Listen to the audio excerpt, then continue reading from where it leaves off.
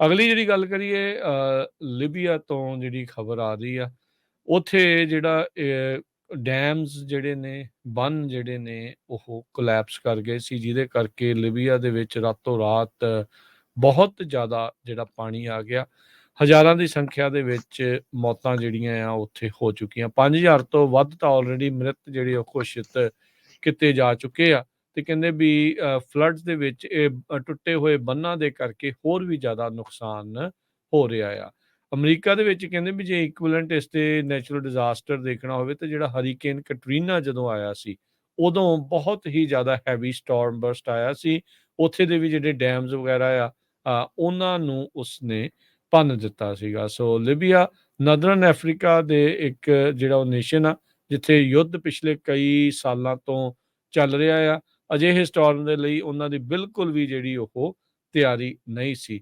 ਸੋ Mediterranean ਸੀ ਦੇ ਵਿੱਚ ਕਹਿੰਦੇ ਆ ਵੀ ਨਾਲ ਜਿਹੜਾ ਉਹ ਜਾ ਲੱਗਦਾ ਹੈਗਾ, ਜਿਹੜਾ ਕੋਸਟਲ ਸ਼ਹਿਰ ਹੈਗਾ ਡਰਨਾ, ਉੱਥੇ ਕਹਿੰਦੇ ਵੀ ਜਿਹੜੇ 2 ਡੈਮ ਆ ਉਹਦੇ ਕਰਕੇ ਇਹ ਬਰਸਟ ਹੋ ਗਏ ਆ, ਟੁੱਟ ਗਏ ਨੇ। ਸੋ ਉੱਥੋਂ ਦੀਆਂ ਜਿਹੜੇ ਲੋਕਲ ਅਧਿਕਾਰੀ ਦੱਸ ਰਹੇ ਆ ਵੀ ਕਹਿੰਦੇ ਪੂਰੇ ਦੇ ਪੂਰੇ ਨੇਬਰਹੁੱਡਸ ਇਹਦੇ ਪਾਣੀ ਦੇ ਵਿੱਚ ਇਸ ਟਾਈਮ ਰੁੜ ਚੁੱਕੇ ਆ। ਇਕੱਲੇ ਡਰਨਾ ਸ਼ਹਿਰ ਦੇ ਵਿੱਚ 5200 ਲੋਕਾਂ ਦੀਆਂ ਮੌਤਾਂ ਆਲਰੇਡੀ ਹੋ ਚੁੱਕੀਆਂ ਆ, ਤੇ ਇਹ ਆંકੜਾ ਇਸ ਤੋਂ ਵੀ ਉੱਤੇ ਜਿਹੜਾ ਉਹ ਜਾਊਗਾ। ਸੋ ਸੈਟਲਾਈਟ ਜਿਹੜੀ ਇਮੇਜਿਸ ਆ ਉਹ ਸ਼ੋਅ ਕਰਦੀਆਂ ਆ ਵੀ ਕਿੱਦਾਂ ਇੱਕ ਟਾਈਮ ਦੇ ਉੱਤੇ ਖੜੀਆਂ ਬਿਲਡਿੰਗਾਂ ਹੁਣ ਸਿਰਫ ਮਲਬਿਆਂ ਦੇ ਢੇਰ ਜਿਹੜੇ ਆ ਉਹ ਬਣ ਚੁੱਕੇ ਆ, ਤੇ ਉਹਨਾਂ ਵਿੱਚੋਂ ਵੀ ਕਈ ਜਿਹੜੀਆਂ ਰੁੜ ਕੇ ਦਰਿਆ ਦੇ ਵਿੱਚ ਜਾ ਮਿਲੀਆਂ ਨੇ। ਸੋ ਸਥਿਤੀ ਉੱਥੇ ਬਹੁਤ ਹੀ ਜ਼ਿਆਦਾ ਮਾੜੀ ਜਿਹੜੀ ਆ ਇਸ ਟਾਈਮ ਬਣੀ ਪਈ ਹੈਗੀ ਆ।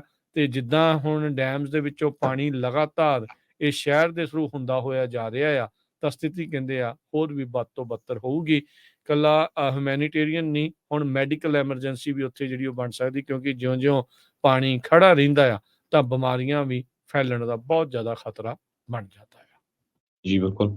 CNN ਦੇ ਮੁਤਾਬਕ ਜੋ ਮੌਤਾਂ ਆ, ਉੱਥੇ ਦੇ ਇੱਕ ਮਿਨਿਸਟਰ ਆ, ਸਦੇਦੀਨ ਅਬਦੁਲ ਵਕੀਲ ਹੈਲਥ ਮਿਨਿਸਟਰ ਆ, ਉਹਨਾਂ ਨੇ ਕਿਹਾ ਵੀ 6000 ਲੋਕਾਂ ਦੀ ਕਨਫਰਮ ਹੋ ਚੁੱਕੀ ਆ ਮੌਤ। ਤੇ ਉੱਥੇ ਦੀਆਂ ਜਿਹੜੀਆਂ ਮੋਰਗ ਆ, ਜਿੱਥੇ ਬੋਡੀਜ਼ ਰੱਖੀਆਂ ਜਾਂਦੀਆਂ ਹਸਪਤਾਲਾਂ 'ਚ, ਉਹ ਪੂਰੀ ਤਰ੍ਹਾਂ ਭਰੀਆਂ ਹੋਈਆਂ ਆ। ਜਗ੍ਹਾ ਨਹੀਂ ਹੈ ਉਹਨਾਂ ਦੇ ਕੋਲ ਬੋਡੀਜ਼ ਰੱਖਣ ਦੇ ਲਈ।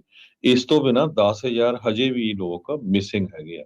1 ਲੱਖ ਲੋਕਾਂ ਨੂੰ ਜਿਹੜਾ ਆ, ਇਹ ਸ਼ਹਿਰ ਸੀ ਬਹੁਤ ਵੱਡਾ, ਜਿੱਥੇ ਦੀ ਪਾਪੂਲੇਸ਼ਨ 100,000 ਦੇ ਕਰੀਬ ਸੀ, ਤੇ 30,000 ਲੋਕ ਆਲਰੇਡੀ ਡਿਸਪਲੇਸ ਹੋ ਚੁੱਕੇ ਆ ਡਰਨਾ ਤੋਂ। ਯੂਨਾਈਟਿਡ ਨੇਸ਼ਨ ਦੀ ਇੱਕ ਇੰਟਰਨੈਸ਼ਨਲ ਆਰਗੇਨਾਈਜੇਸ਼ਨ ਫॉर ਮਾਈਗ੍ਰੇਸ਼ਨ ਆ, IOM, ਉਹਨਾਂ ਨੇ ਇਹ ਲੀਬੀਆ ਦੇ ਵਿੱਚ ਦੱਸਿਆ ਹੈਗਾ। ਸੋ ਸਿਚੁਏਸ਼ਨ ਬਹੁਤ ਹੀ ਜਿਹੜੀ ਬੈਡ ਹੈਗੀ ਹੈ ਇਸ ਟਾਈਮ ਲੀਬੀਆ ਦੇ ਵਿੱਚ। ਲੀਬੀਆ 2011 ਦੇ ਵਿੱਚ ਮੁਹੰਮਦ ਗਦਾਫੀ ਨੂੰ ਉਹਦੇ ਅਗੇਂਸਟ ਲੋਕ ਖੜ ਗਏ ਸੀ, ਤੇ ਸਿਵਲ ਵਾਰ ਉੱਥੇ ਚੱਲ ਰਿਹਾ।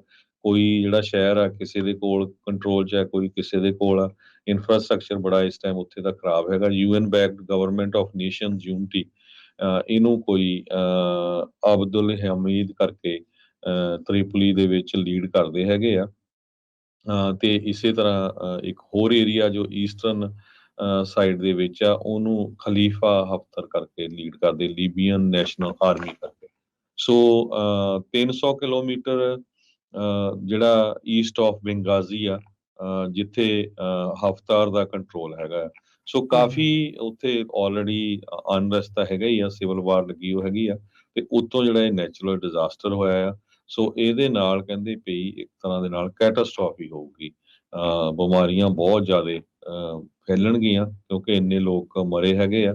ਤੇ ਬਹੁਤ ਸਾਰੇ ਮੁਲਕਾਂ ਨੂੰ ਤੇ ਆਰਗੇਨਾਈਜੇਸ਼ਨਸ ਨੂੰ ਰਿਕੁਐਸਟ ਕਰ ਰਹੇ ਆ, ਉੱਥੇ ਦੀਆਂ ਜੋ ਸਰਕਾਰਾਂ ਆ ਜਾਂ ਉੱਥੇ ਦੇ ਲੋਕ ਆ, ਕਿ ਸਾਡੀ ਜਿਹੜੀ ਹੈਲਪ ਕੀਤੀ ਜਾਵੇ। ਯੂਰਪੀਅਨ ਯੂਨੀਅਨ ਮੈਂਬਰ, ਜਿਨ੍ਹਾਂ ਦੇ ਵਿੱਚ ਜਰਮਨੀ, ਰੋਮਾਨੀਆ, ਫਿਨਲੈਂਡ, ਉਹਨਾਂ ਨੇ tent, field beds, blankets, generators, food items, hospital tents, ਇਹ ਸਾਰਾ ਕੁਝ ਜਿਹੜਾ ਪ੍ਰੋਵਾਈਡ ਕੀਤਾ। 5 ਮਿਲੀਅਨ ਪਾਉਂਡ ਦਾ ਹਿਊਮਨਟੇਰੀਅਨ ਫੰਡਿੰਗ ਉਹਨਾਂ ਨੇ ਦਿੱਤੀ ਹੈਗੀ।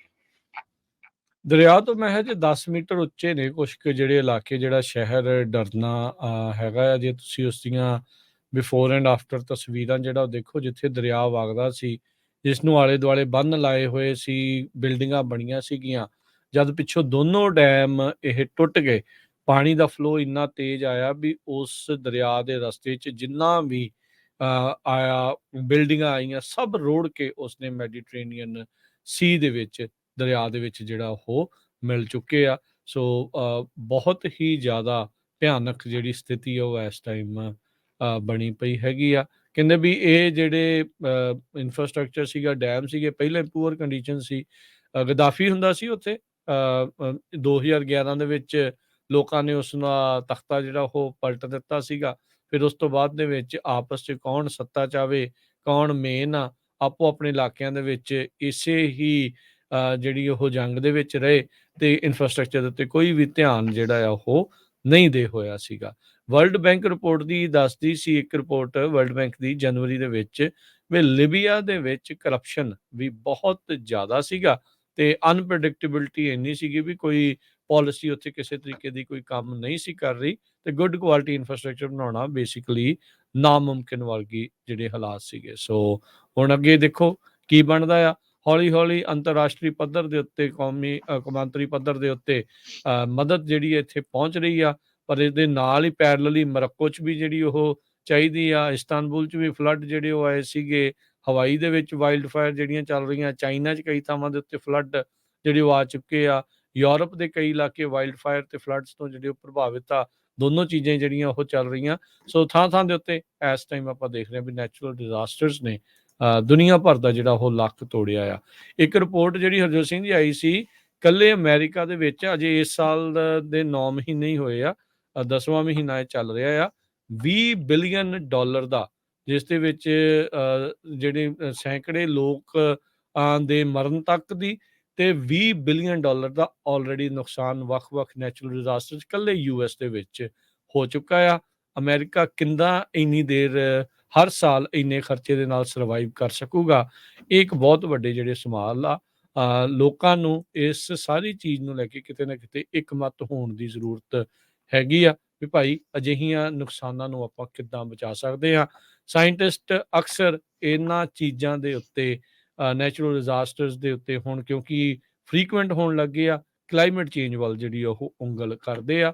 ਜੇ ਵਾਕਈ ਇਹ ਚੀਜ਼ ਹੈਗੀ ਆ ਤਾਂ ਫਿਰ ਜ਼ਰੂਰ ਇਸ ਦੇ ਹੱਲ ਵੱਲ ਨੂੰ ਵੀ ਆਪਾਂ ਨੂੰ ਸਭ ਨੂੰ ਮਿਲ ਜੁਲ ਕੇ ਵਧਣਾ ਚਾਹੀਦਾ ਹੈ।